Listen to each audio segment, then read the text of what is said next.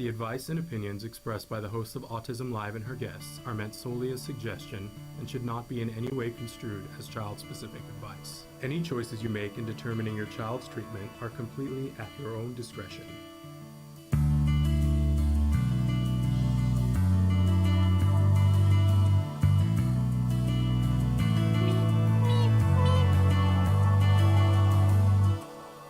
Good morning and welcome to Autism Live. I'm Shannon Penrod and I'm so excited to be here with you this morning. I want to tell you that the rumors of my demise were greatly exaggerated. As you know, we've been trying to get a show in here and there the last few weeks, and we have a message of positivity this 2025 that we're gonna pump out no matter what it takes, right? But you will notice that my voice sounds a little bit different today, not trying to hide anything, and that I'm back doing the show from home just for a couple of days so that I do not infect our staff with the bronchitis that I am currently battling. Thank you for all your well wishes that you shared with me. I've been trying to keep it on the DL that I wasn't feeling good, but sometimes you can't hide it. And like everybody else, I'm working my way through it, because we got an important message, especially today. If we were to rewind the clock, and when we came back to do our very first show of this year, 2025, we did an Ask Dr. Doreen on January 7th. And at the end of that show, I was so excited to say to you guys that we were going to be having Kaz Windness on the show on January 8th. And I left the studio that day so excited about our interview with her. And the irony of the fact that her last name is Windness and what happened on the evening of the 7th cannot be missed, right? It was like her name was just a warning of what was to happen, that we had these incredible high winds that were fully nutso, and of course the fires started. So unfortunately we had to postpone her interview, and so I'm so thrilled that we're able to make up that interview today, because wait till you meet her. She's amazing, an author, illustrator with a new book that's coming out tomorrow that we all need. Not just our kids, we all need this book. I have to tell you, it's beautiful, beautifully written, and the message is so very near and dear to all of our hearts. And I don't know about everybody else, but I think, I'm going to guess that a lot of you will relate to the story in the book. We'll talk about all of that with her in just a little while. But before that, just want to say hi to everybody. I've missed you. I've loved all of your notes, and catching up with seeing what you guys are doing on Facebook. I've tried to monitor Facebook and see how you guys are doing. I know many of you have been battling all the ick and the crud around the country too. We're gonna get through this. We are. Si se puede, right? Anyway, I just want to tell you all that we are live right now on Facebook, YouTube, Twitter, and about a dozen other sites. It is the 3rd of February. We are already into February. And Punxsutawney Phil came out and said 6 more weeks of winter. I've never understood that as a child. I grew up not far from Punxsutawney, Pennsylvania.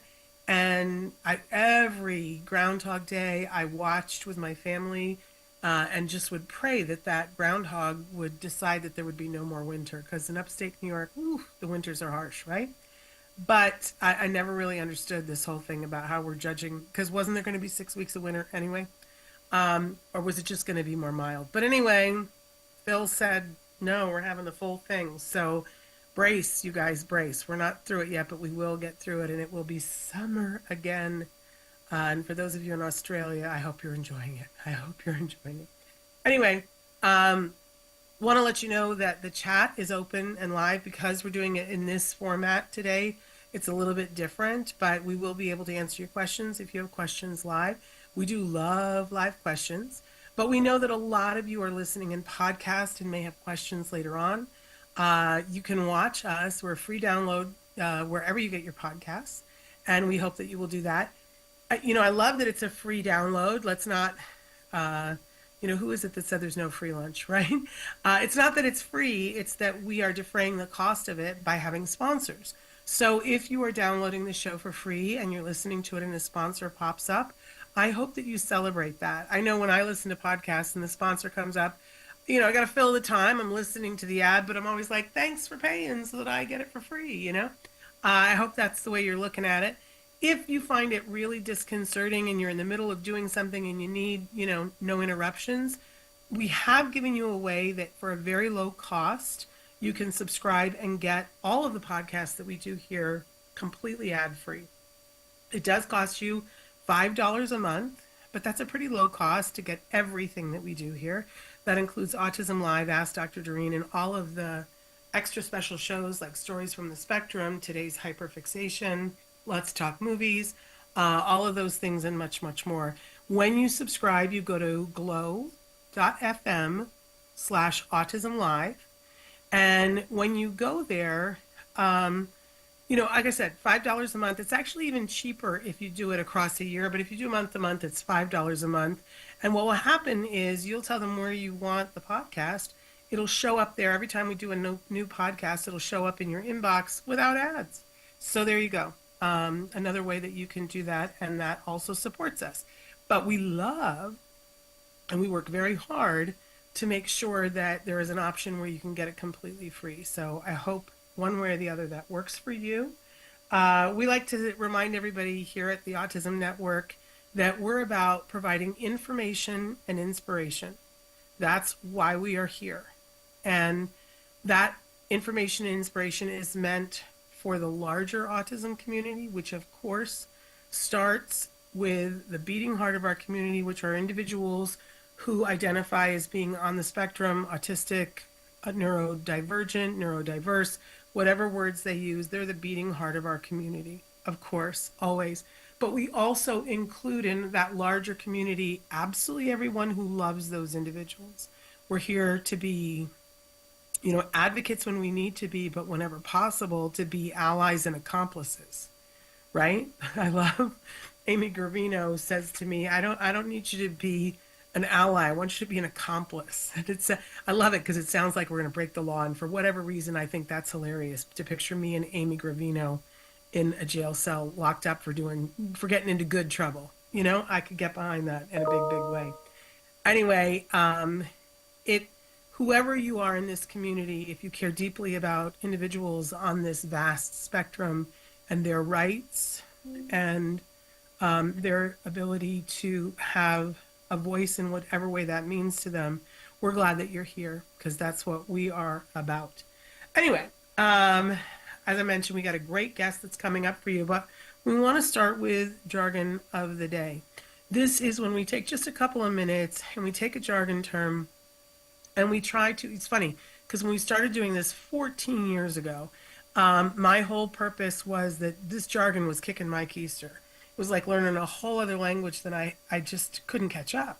And I would go, I love to Google things. Google was pretty fresh then to me, but I love looking things up in a dictionary. I don't mind going to the library. You know what I'm saying?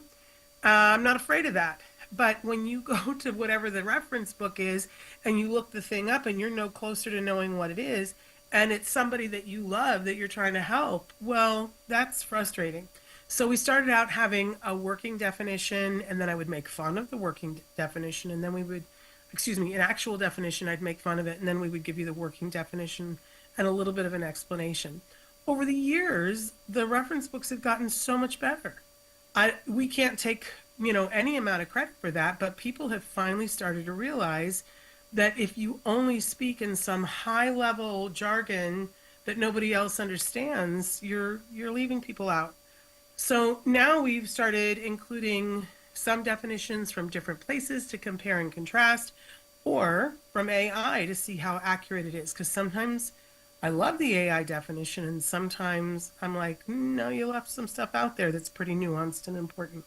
So our jargon term for today is one that I don't hear being talked about that much anymore, but depending on who you are, this might be of interest to you. So the term is prosody. And let's take a look at what our first definition is here. And it says, the rhythm, stress, and intonation of speech that provides important information beyond a sentence's literal word meaning. And that comes to us from APA.org. Okay. I'm not in love with it, but it's okay. It doesn't make me want to run screaming with my hair on fire into the street. And sometimes these definitions do, let's be honest. But so let's move on to our other definition and try to see if we can hone in on why this might be important to us.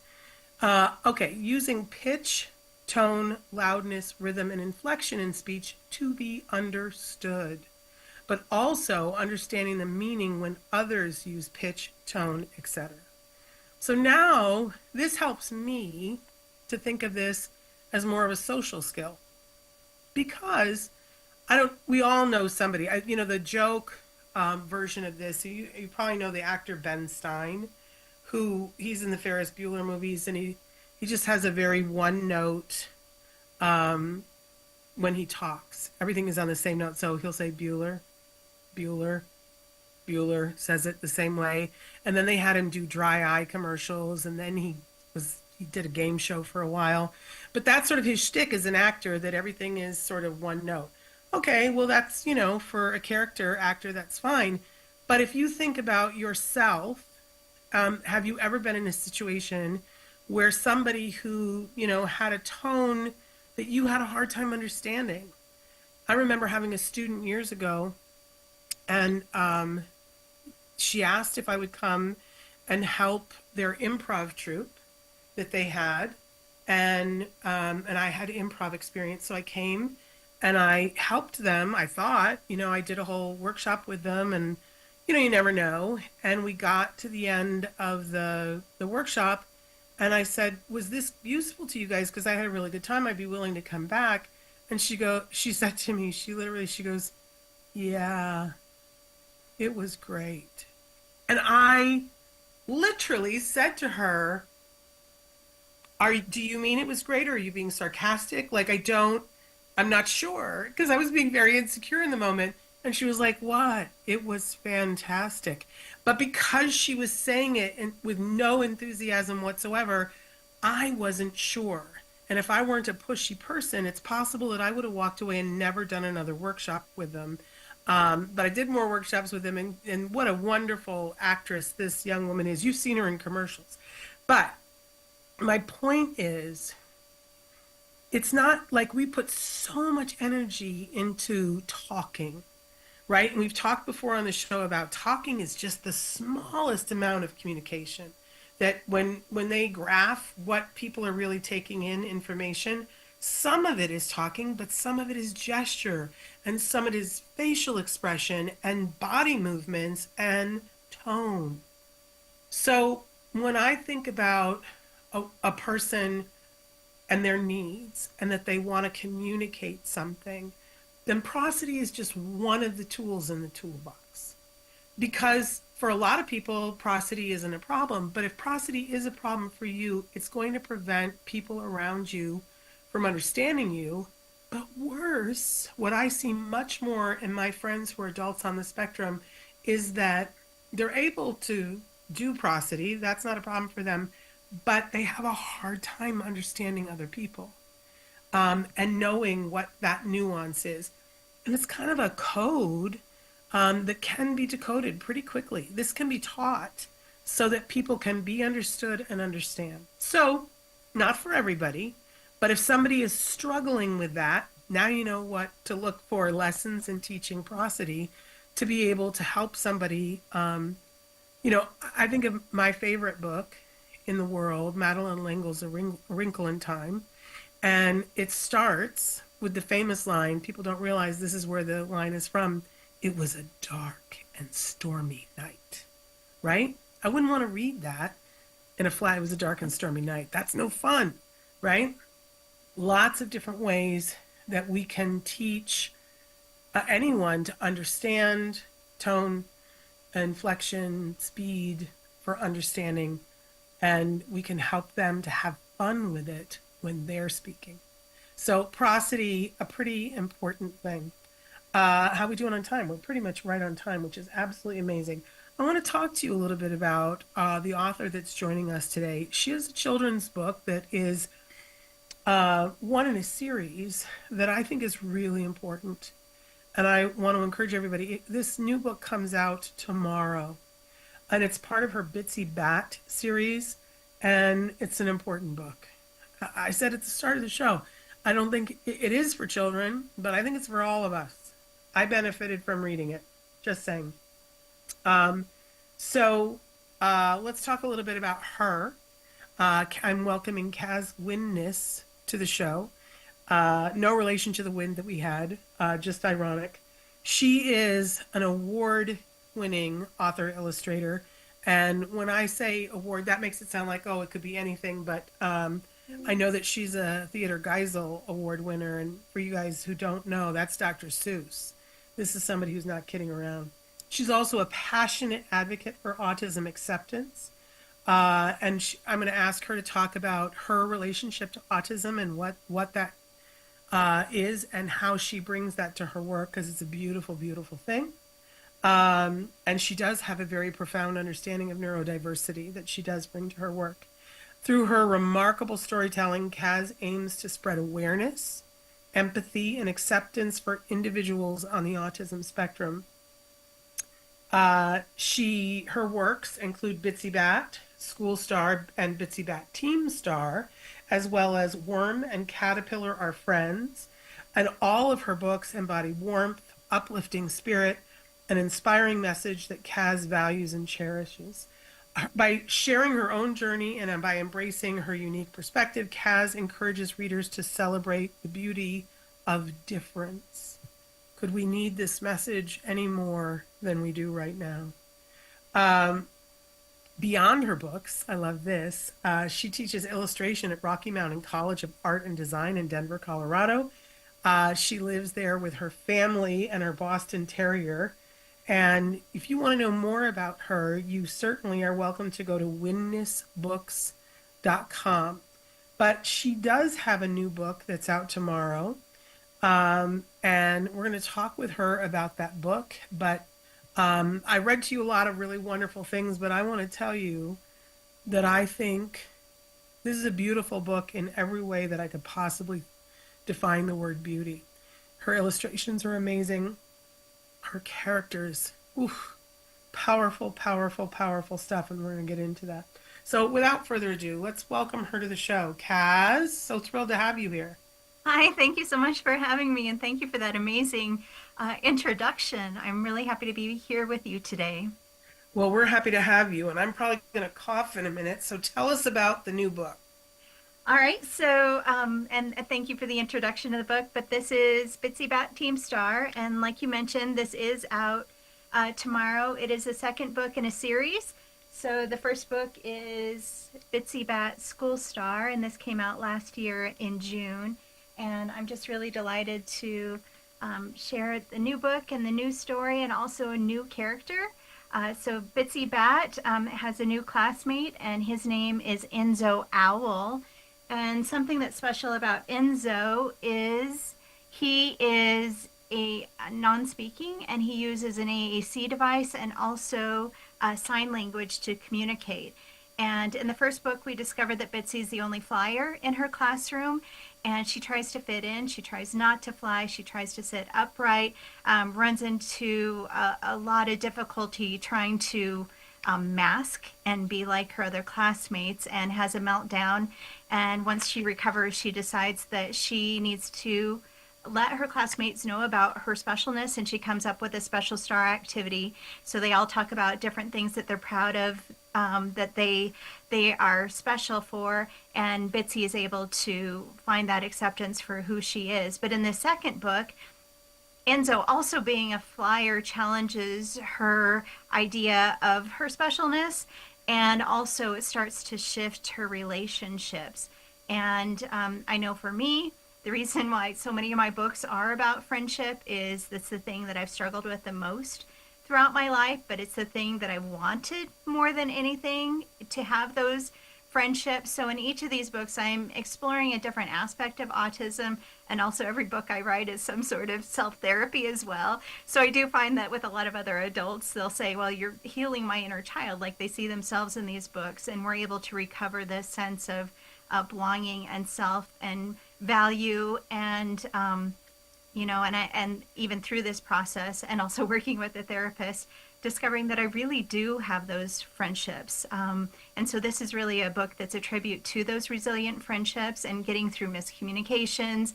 And I like that you brought up prosody. That's not a word that I had known before, but I do understand the importance of it. I personally, I'm rambling a little bit here, but I have always had a really strong special interest in personalities and personality types. I was just thinking this morning that when my mom went on a date and didn't have a babysitter for me, I went with her and I spent the whole time like examining every movement of her date. And then he got annoyed and told my mom to tell me to stop staring at him. So I started staring at another guy in the restaurant and just watching the nuances of how he was moving his face or how he was making inflections. I was pretty young at this time, but for me, just wanting to understand how it didn't come to me naturally by any means. I really wanted to understand how people tick. And then I got really interested in personality types and even astrology, like any sort of formula that I could take on that would help me to understand how people work and how they work with other people, really with the center of that being that I was lonely and I wanted friendship in any way that I could overcome those barriers and maybe make myself more likable. I wanted to discover that. So, studying intonation and really trying to, and watching a lot of TV shows and reading a lot of books and really just trying to understand how humans human. Yeah, absolutely. Oh, Kaz, I've known you for 12 minutes and I want to be your friend. Oh, And I don't feel that way about everybody. But you said so much there that I want to go back and catch up on. Let's start with, I had promised that we would let you tell us how you identify in relation to autism. What words do you use? well, I'm autistic and I'm also ADHD. So ADHD is something people say. I honestly feel like I'm so glad that we're having more understanding for these differences and for the nuances of them. I still have this sense that we're pretty early on in it. It wasn't even that long ago that we were calling, quote unquote, high functioning autism Asperger's, and just recognizing how that is insensitive in some ways. And I never want to tell anybody else how they identify. I totally understand why you might identify one way or another. But for me, being autistic, having that wiring be different is so intrinsic to every part of who I am from the inside out that for me it is, I am that rather than someone who is with it. So that's how I identify. And I so appreciate that. What I've been learning over the years is that it's so individual. Mm-hmm. And why would I have any part of that discussion other than to say to somebody, how do you identify? Perfect. Right? Perfect. Because Yeah. it is so individual. I know, we haven't talked about this, but my son, has very specific words that he uses. Mm-hmm. Often when I speak, I have to give a disclaimer and say, these are the words that I use because these are the words my son has given me. And I know that not everybody's going to like that, but I'm just asking, these are the words he uses. So let's just try to be aware of that. If you can't respect it, it's just hard, right? Because you don't know until you know. So I'm glad you could share that with us. And I love the idea that as a child, what an unfortunate circumstance for you that you were taken on a date. That's a little Right. Yeah. right? I'm thinking about why was I there? Well, desperate times, desperate measures. Exactly. And it sounds like you were pretty cool at that age, because to sit there and start studying people, I sometimes think, listen, I used to walk into, when Subway was brand new, that's how old I am. Or there used to be, I don't know if they have Ponderosas anymore. They were these restaurants you walked in, and I always would say, where's the instruction manual? I don't know what to do. Do I stand here or there? Can somebody just give me the short, Exactly. what am I supposed to do? And when I see so many, especially teens and young adults who, will say, I was there and there were all these things and I don't understand what that means. And if we can, hand somebody the short code for something to make their life easier, I'm always about let's educate, but let's not try to force someone to have to do something a certain way. Right. Educate, you have the choice. So, it's dicey, but I love that there you were and trying to figure out what does it mean when he does this. Oh What yeah. a insightful young person you were. I Well, think I appreciate that you said that I was cool and insightful. I think I was mostly perceived as annoying. well, but don't you find, I mean, I find that that's people missing the boat. Do you know? Yeah. Um, I have a guest who's going to be on Wednesday that, he's been told a time or two that he can be annoying because he's so persistent. But he's also somebody that was doing things at 15 that nobody else was doing. Right. So, I don't know. I think we all need to slow our roll a little bit and ask ourselves, what is this person trying to do? Right. Instead of the getting Being annoyed with people. outside of the box and seeing new ways of doing things. I was often in work environments. I got in trouble a lot because I would ask a lot of questions. Like, if you give me a really good reason for why something needs to be done a certain way, I'm on board. But you can't just tell me I have to do it because that's the way we do it, or just obey me. Like, that has never worked out. I have been fired for insubordination. I'm sure a lot of your autistic listeners will identify with that. So many of us. And it wasn't that I didn't feel like I was being insubordinate. I was just asking questions for understanding. And I think if you take yourself out of it, if you're not getting offended by it, then you have a real opportunity to perhaps find better ways to do things. I mean, that's something we're really good at, is identifying the patterns and problems, which is usually not somebody in power doesn't like you to point those things out. But I think we can provide efficiency. We can provide equity. We notice when people are getting hurt, at least I do, and wanting to make that environment better for everyone. So, I mean, I think it can be a real benefit to not look at us as annoying, but look at us as someone that's identifying that really does need something that does need attention. Usually, if we're passionate about it, that strong sense of justice, like, you're going to tap us and we're going to go and give it a lot of energy to fix that thing. So, take advantage of that instead of like belittling us and firing us. Yeah, innovation. I mean, Innovation. I find that a lot of times the person who is in charge who doesn't want the questions asked is because they don't know the answer. Right. And they have gotten used to doing it that specific way. And Oh, it's they awesome. didn't know. Yeah, that makes total Yeah. sense. That's Mhm. why else would you be annoyed? I mean, we're both Yeah. teachers. Why would you be annoyed if somebody asked a question? Right. Question is an opportunity. So I think of that as fear. And there are people in jobs that, you know, aren't qualified. So Right. when they're training somebody else to do it. But look, we have a long way to go, Yeah, we especially, do. We sure especially do. this week. Yeah, Um, and it feels like we two steps back, one step forward, right? yes, Yeah. which is why it's important we feel here that, we're going to try really hard to have a positive message about things we can do in 2020. Yes. And I was so moved and touched by this book. And that's why I said I think it's for everyone, not just your kids, but everyone. And definitely for all kids. In fact, I want to say to you, if you're looking for something positive to do today, buy 2 of these books. They come out tomorrow, but buy them, pre-order them today. Buy 1 for yourself and your family, and buy 1 for your child's school library, and drop it off. Oh, thank you. Right? Yeah. Because you will see that the message in this book, which is so lovely, there's nobody's being beat over the head with anything, but there is this wonderful character, Bitsy Bat, who, I feel like she's all of us. Mm-hmm. And here comes this new character, and she begins to worry about, who am I? Mm-hmm. If this person does this, who am I and do I matter? But it's such a beautiful, beautiful message.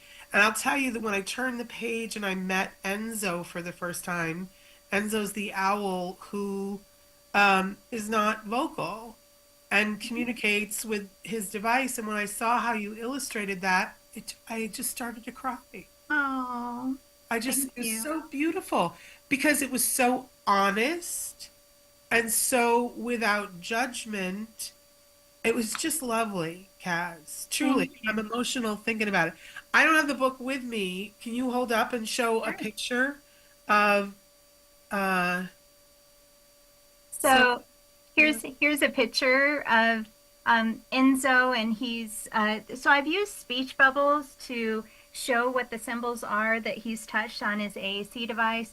In this particular picture, he's saying that he's sad. Bitsy is just lost to Enzo in their trial race, and she is being not a very good sport about it when he just really wants to fly with her. But as far as the AAC, his communication differences, so here he's using the AAC device to say hello and meet the fellow students. And we didn't want his communication differences to be central to the story problem. We just wanted to show that this is a different way that kids communicate in the classroom to normalize that. He also uses some sign language. So you'll see down here he's saying thanks, and he's using, and that was kind of tricky to figure out how someone who has wings rather than fingers would use sign language. But here he is saying thanks. And so, yeah, it was really important for me to show, that accommodation in the classroom. I've with the first book, I had so many teachers and parents come up to me and say, look, this is the first time we've ever even seen noise canceling headphones used in a classroom. And when my child saw that, they got so excited because it's them. They're there. And just thinking about other kids in the classroom and neurotypical children, to just notice that that's normal. It is totally okay to have these accommodations in the classroom. So showing an AAC device, and also the other cool thing about having these symbols used for kids who are learning how to read, even if they can't read the full text of this, they can still go through the book and follow those symbols and be able to decode the things that Enzo is saying. So it's an added layer of literacy. Absolutely loved it. Have a sensory room in the book too, which was something that I really wanted to show. So here's Bitsy taking a little time to herself to calm down, and she has her stuffy, which is one of my favorite soothing devices. And you can kind of see like some Legos down here, and a swing, and some bubbles and lights, and just a cozy, quiet place to recover. It's wonderful. And you guys can see that, it's just, you're a beautiful illustrator. My goodness. Oh, thank I mean, you. the colors, it's just absolutely stunning. A coffee table book, Oh, thank you. that you can be proud Oh, good. to be reading with your child. Just absolutely amazing. But I do love the fact that you just normalize things within the book. But then there is this powerful message, because we immediately, I think all of us identify with Bitsy, and that feeling of, okay, I finally have something that I know I can do, and somebody else comes along and Better than goes me. a little Yeah. like, where's my identity? Right. Powerful. And of course, you bring it home in a beautiful way. I'm not going to spoiler alert, but Yeah. you all need to get this book. And as I said, I really want to encourage you, move the dial and get one for your child's library or your local library, because it is an amazing book. I thoroughly loved it. Much. Yeah, I know a Um, lot of people that have given them as gifts to teachers, and that's been a real special thing for them to be able to share with their students. Absolutely. And, one of the things that I read in your press materials about, the brilliance of you coming at this with a very authentic voice. And I have to be honest with you that I love that. But if I had read this book, I would not have assumed that you had an authentic voice. I think the way that you so brilliantly weave through the story, that these are individuals and that all individuals have issues that they're dealing with or feelings that they're having. I really love. Because I think a lot of people are getting hung up on labels, Yeah. and then the label, they go, well, all kids, do this. Well, no, all kids No, don't. no, no. Yeah. Well, it's told from an autistic perspective, and I always want to be clear that this is my perspective, and there's lots of different aspects to autism, and that's why I'm so glad that publishing is recognizing the need for these books and the need for autistic told stories, so that authentic voice behind them. But I think also using symbols and metaphors is a great way to introduce something that is kind of a more natural or comfortable way to start to introduce a concept. And also that I want these books to be about celebrating the specialness of every child and just making sure all children are included. So in the first book, when they're sharing their special stars, you'll see there at the end that, you know, they all have special needs and special differences, and they all want to be celebrated. So it's not just about, you know, it's kind of uncomfortable to have all the eyeballs on you as one who's different in the classroom. Whereas I want there to be inclusive environments where everyone has the opportunity to learn and has the tools and accommodations in order to be able to learn. And also that it's not our, you know, some of us do have special skills, but it's not those standout skills that make us valuable to our peers. It's just we are deserving of love. We are all deserving of love. And now you all know why I want to be friends with Kaz, because it's amazing. And I want to know more about your other books. You have some of them displayed behind you. Yeah. Of course, I love Swim Gym. My husband's name is Jim. Oh, awesome. I may have to get a swim gym just for him. But which one was your first book? Let's start there. My first written illustrated book was Swim Gym, and it's about a little crocodile who's afraid of the water. It's also autobiographical. Had a lot of trouble with water and swimming and facing the fears of swimming. And that really helps kids to face their own fears and not to be afraid to ask for help. And I think in these times we really do need community. We do need to accept and give help. That's super important. And then you already mentioned Worm and Caterpillar Are Friends, which is a early reader, but it is a graphic novel, and it's about a friendship that goes through a big change. And that was the one that won the Theodore Seuss Geisel honor, which was, you know, my first shiny sticker for ALA award. Kind of a big deal. So I'm just so honored that that is getting noticed. And I'm working on the second book, Worm and Caterpillar, or Worm and Butterfly Are Friends Always, right now. But I also, you know, I do really obnoxious early readers too. This is Cat versus Vac, and it's about a new vacuum that comes in, and it happens to be an evil vacuum, and the pets have to form a superhero team and fight the vacuum, and it's very obnoxious and fun, but helps them get kids into reading in a exciting way. And here's Ollie the Acorn and the Mighty Idea. I was the illustrator on this one, and Andrew Hackett as a second grade teacher, and he was the writer on this. And it's about a child who is tired of being bullied, and so he eats an acorn, he eats dirt, he eats sun, he has water, and he becomes, he takes a bite out of the sun, and he becomes a giant tree monster. And then he eats his bully. Because don't we all, at some point, really want to eat our bully?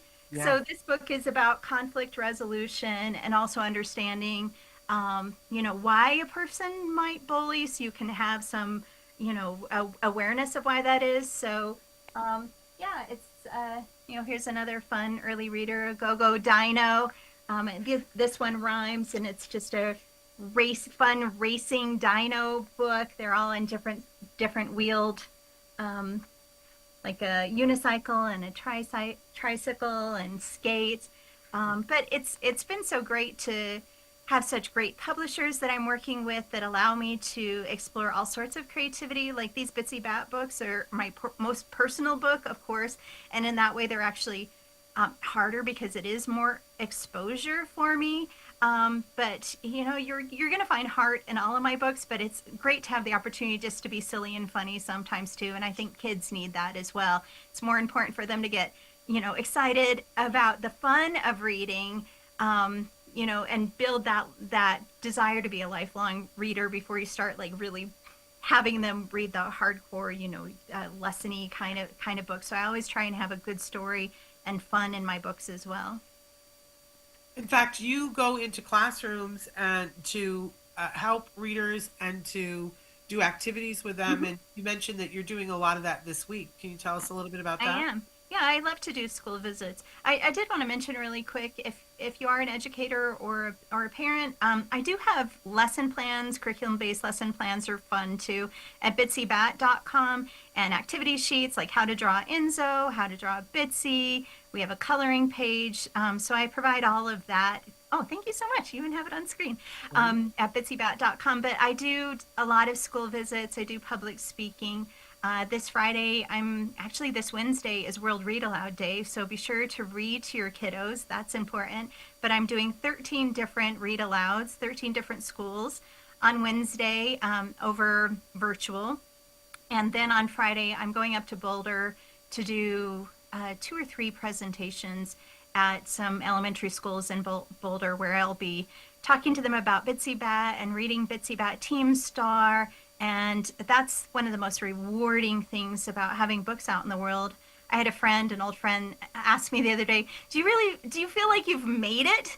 And I'm like, I don't know if you ever feel like you make it in this, because there's always like, that next rung, that next thing that you're reaching towards, you're trying to get better. But the times that I feel like I've made it is when I go into a school and I can hear the kids say, is that Kaz Windness? Is that really Kaz Windness? And then just to see them light up when they read my books, so to have a kid see themselves in those books. So having the opportunity to go in those schools, it is such an honor, such a delight. And my goal is always to inspire them to tell their own stories, whether that's with pictures or with words or however they want to express themselves, if they want to act. I just really want kids to feel like their stories are important too, and to feel inspired to tell them. Well, you're a star. Oh, thanks. Star. So, no, you got it all going on. I want to acknowledge that Anita Schaefer said hello, and then she gave a bunch of hearts for what you're doing. And Parker, you haven't been with us in a while, and I'm so glad to see you here. Parker said we need more love in the autism community, bottom line. Well, that is true, Parker. We're always trying to put some more in there. And Kaz is doing it in a very, very special way. So I just love these characters so much. Is some bright, enterprising person starting to figure out how to make plushies of Bitsy Bat and Owl Enzo? Well, my publishers had several times been reaching out to Merry Makers, which is the biggest maker of like children's book related stuffies. So we've definitely reached out to them several times. And as it's becoming a series, there is one more book coming out I'm working on now called Bitsy Bat Snow Star. We really do hope that there is a stuffy. I actually made this, Frankensteined it from different stuffies and sewed it together. The little sweater that Bitsy is wearing is actually my leg warmer, so I'm down to one leg warmer. And her wings are a little crackly because I was in a hurry and I just painted them with acrylic paint. But yeah, if anybody has connections to stuffy makers, like this would be amazing. But she's been everywhere with me. She's been to Austin, Texas. She's been to Pennsylvania, New York City, just going around tour with me. And it's also nice just to, yes, she's a prop, but she's also a squishy, stuffy, soothing thing that can go traveling with me. And she's very cute. I want to say that I appreciate her, but you are a better illustrator than you are a sewer. This is true. Someone needs to take that in hand a little bit. Yes, I will take that on as a true statement. Yes. Because your illustrations are just so amazingly rich and textured, and anybody would want to jump in the page. I wanted them to feel fuzzy and cozy and warm. I mean, there's moments where you can feel the stress that Bitsy's having the stress, but I always wanted it to feel like a warm, fuzzy blanket. Yes. And there's something about the tone of it too that is not in any way, it's like I was saying before, nobody's hitting you over the head with a message. Mm-hmm. It's a beautiful story that unfolds, and you immediately feel you where you belong in the story. I think. So absolutely stunning and powerful. I'd love to, because we got a couple of minutes here, I would love to talk about, that you are a woman in this community. And I was just having a conversation with a parent the other day who has a son who was diagnosed, and now her daughter is being diagnosed. And she was having a hard time understanding that this is going to look totally different. Mhm. And I wondered if you could speak a little bit to that about, how that resonates with you. Yeah.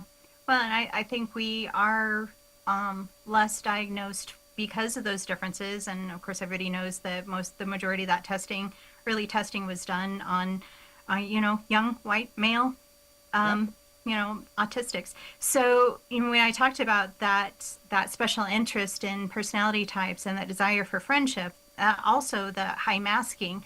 So I'm going to be less identifiable because it's not going to be because I'm trying to have those friendships and I'm trying to gain those tools so I can have those connections.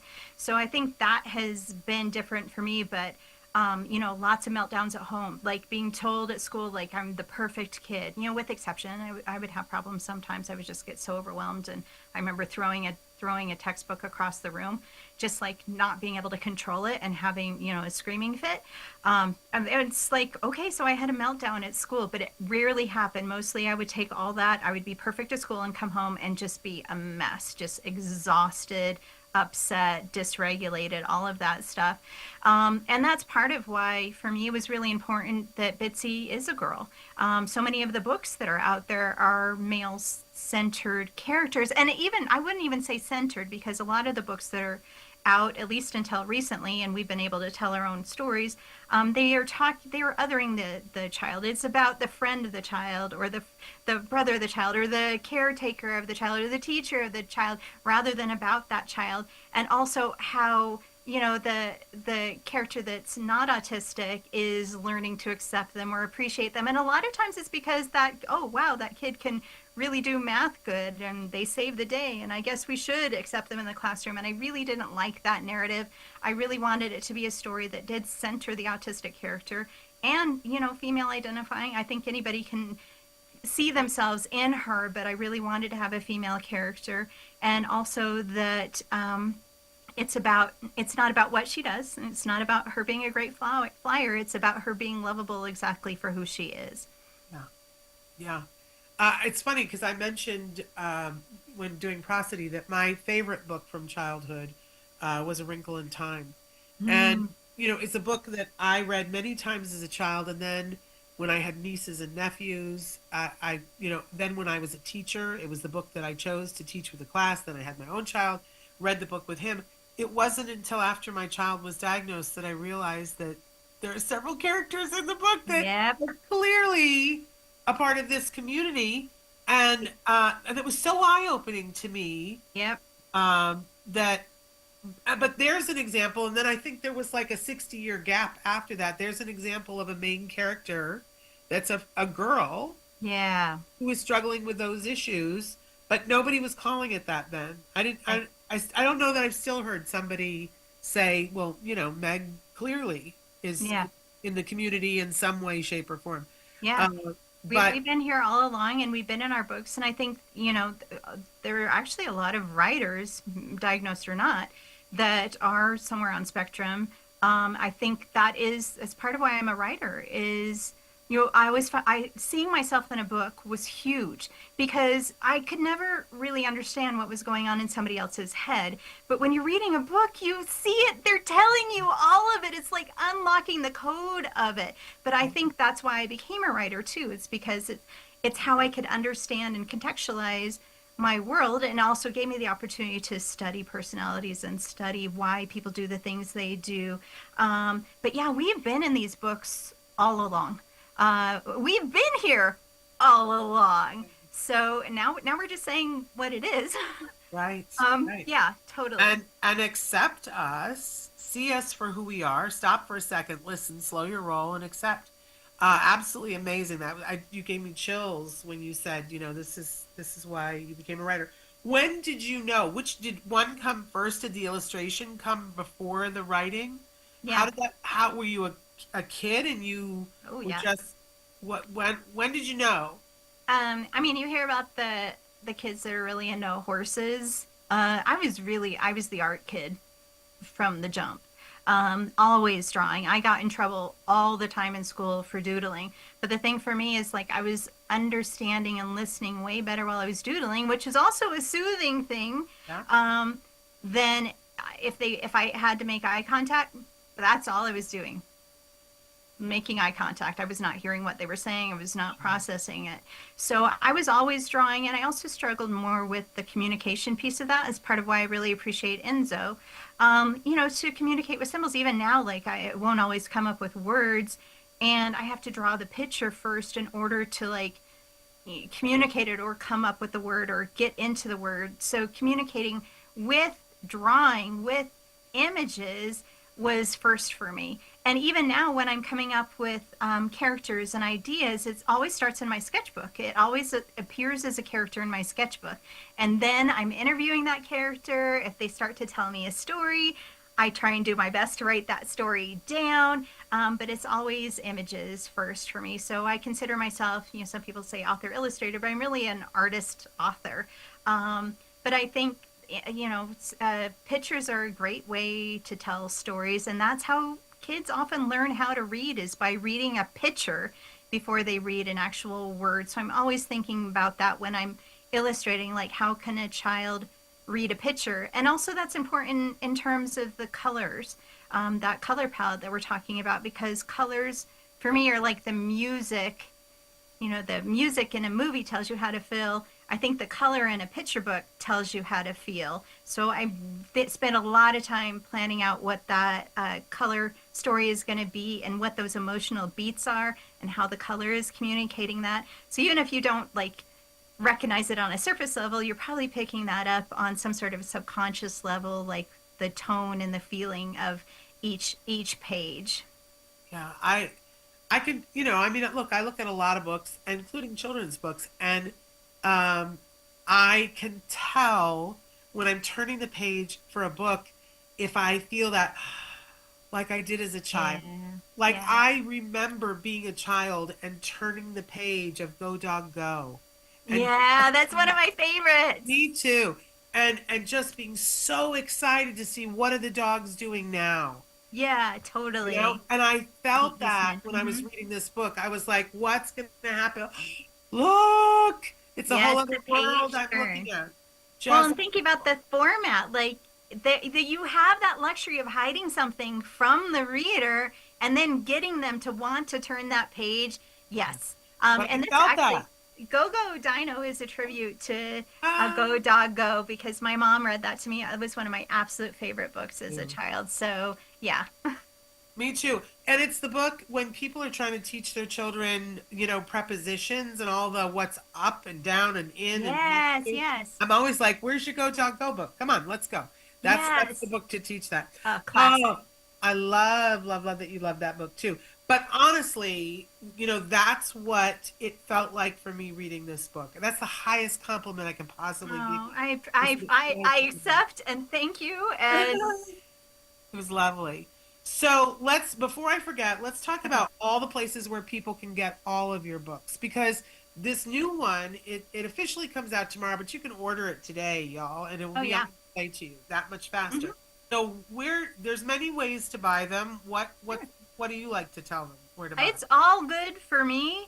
Again, if you go to bitsybat.com, I do have links to all the different places that you can find my books. But I do have good distribution through Simon & Schuster, so you could walk into a Barnes & Noble. They should have it. If they don't have it, please ask for it. That's always great for me. They might already have Bitsy Bat. I bet they'll have some of my books. Online at your favorite bookseller. I always say support an indie if you can. Those independent booksellers really do need our support. My personal indie bookseller is Boulder Bookstore, and they do have signed and doodled copies. You can order those online. How to do that is on bitsybat.com. I love drawing in a book. I love sending you and your kiddo a message. But yeah, just anywhere that books are sold, you will be able to find Bitsy Bat. Now, we haven't talked at all about your kids, but do your kids love your books? Is that just... I imagine story time in your house is just elevated. So I have teenagers. Oh. And at some point when they were little. Well, they still, it's funny now because I'll put it out, or the book will show up on, I get author copies, and I'll bring it in, and then everybody will look through it, and then I'll kind of watch, and you can just, PROSODY, right? just how they, I can tell that they're proud. They might not say it, but I think they do get the importance of it. And sometimes they'll go to these events with me, like a library event or something. And I can just tell how I get a little more of a hug or a little more of a pat on the back. I'm like, they might not say it, but I think they do like my books, and I think they are proud of what I do. But when they were kids, we would draw together all the time and tell stories together all the time. And even now, I'll have them read my manuscripts, and they're teenagers. Will give me very honest feedback, which I can take on. I can digest that, not a problem. But yeah, I do think there's 15 years are that. special. Yeah. But that's wonderful. I love that you're reading between the lines with them and getting that extra hug. That's fantastic. Yeah. So, and we've got like 2 more minutes before Okay, great. we have to end, but anything that you feel is important that you want your newfound readers to know about these books, and especially Bitsy Bat? Do you leave anything out, Kat? Well, I just want to send a big love message to you all. I know that this is challenging, and I know we're in challenging times as well. I just want to remind you that we are a community, and we're a strong community, and we do support each other, and we will help each other. And together, there's not anything that we can't do. I mean, we know how to organize, and that strong sense of justice and that passion and lifting all of us up. Like, it's gonna be okay. We're gonna be all right.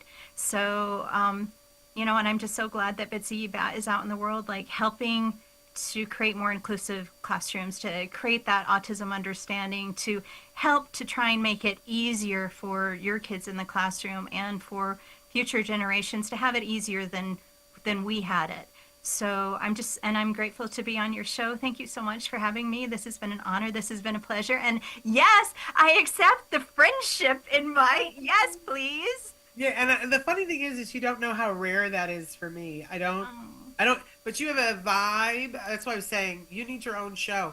You have a vibe that I would just watch you all day and listen to you. And between, your heart comes through everything that you do. But just the complete artistic sense of everything that you bring to just conversation. I looked at the book and I just loved the book so much, and then I saw your picture and I was like, oh, I'm gonna love her. And then you did not disappoint. So thank you so amazing. much. Listen, if you go to your bookstore, ask for the 2 copies that I want you to get of this, and then if it's doesn't hurt to ask if you can have Kaz come and do a talk at your bookstore. You might be too far away, but who knows? Like, things work out. Or your school, or I love that, and I actually love travel. That's the ADHD part of me. I want to see new places. I want to meet new people. I might need more downtime, but I love that. Well, I love that. So take advantage of that, you guys, and always ask at the bookstore for her books, and ask if they say, I heard she's fantastic in person, and ask if they can get her to come in. We got to listen. This is a message that's so important for everyone, especially right now. So let's stick together on this. Get this for yourself. You will have a better day. And like I said, get the second one. Give it to someone else, or give it to your child's school. Let's put good things out into the world, y'all. All right. Well, Kaz, thank you so much for being here with us. Thank you for your patience while we waited through fire and everything else to get you back on. Yeah, I hope everyone's doing okay. Scary. Yes. I mean, our community, I don't know if you watched the Grammys last night, but it was a whole thing about helping LA. And the community has really rallied. LA is going to be okay. It was unthinkable, absolutely unthinkable for, my goodness, almost 2 full weeks. Talking about changing the landscape, literally. Literally, yeah. But the human spirit, people have a way of overcoming all the other things you might disagree about to come together when houses are on fire and animals need to be moved. I was very proud of our community and how we dealt with things, powerful stuff. So onward and upward.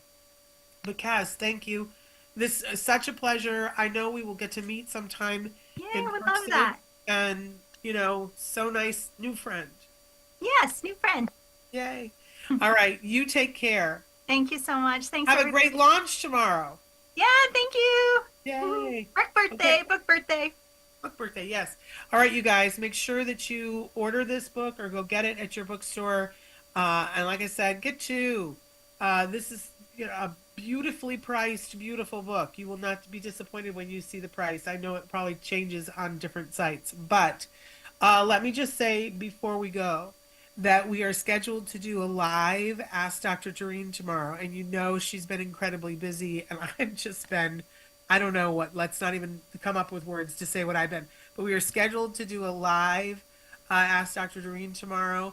We're going to do our level best to make that happen. So please tune in because they're fewer and far between.